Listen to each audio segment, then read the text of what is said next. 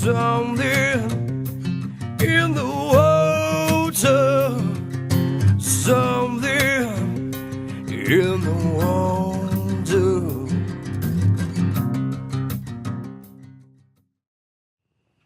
I want to talk to you about how I like to utilize the Cajun Lures Crack and Crawl as a jig trailer, as well as give you a tip for how you can be prepared for any jig fishing situation without having to carry a lot of bulky tackle in your boat.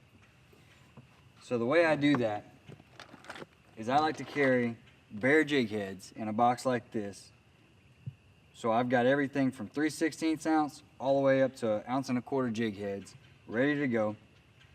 So let's just say, for example, I want to build a black and blue jig. I reach in here and I grab a 1/2 ounce Stanley Big Nasty flipping jig. Then I come over here to my skirts bag. So I keep my skirts sorted by bait fish forage. So crawfish colored skirts, brim colored skirts, shad colored skirts, and other. Other is basically black, black and blue. I'm gonna grab one of these black and blue skirts. This is Stanley's hand-tied skirt. This is the black crappie color.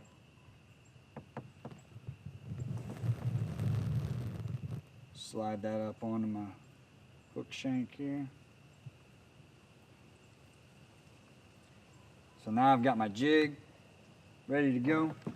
If I want, I can stick a rattle on there. And then I need my crack and crawl trailer. So what I'm gonna do is I go to my crack and crawl box. Keep it simple, I only carry about 8 different colors. I like to select a June bug for this black and blue jig. You know, the June bug just makes a good contrasting color for the trailer.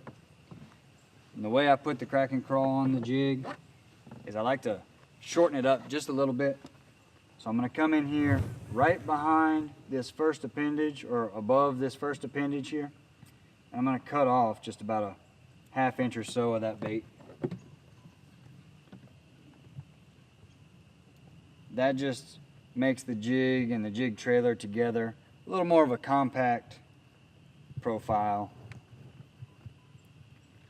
Get right in the center of that jig trailer there.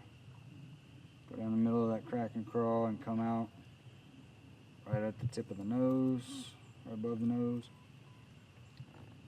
Feed that up on there. And once I go over that bait keeper there, the great thing about these crack and crawls is they're a really tough bait. So once I mash it down over that bait keeper there, that thing's not going anywhere. I don't have to super glue it or do anything crazy like that. So I don't have to worry about super glue messing up my jig trailer or skirt or anything.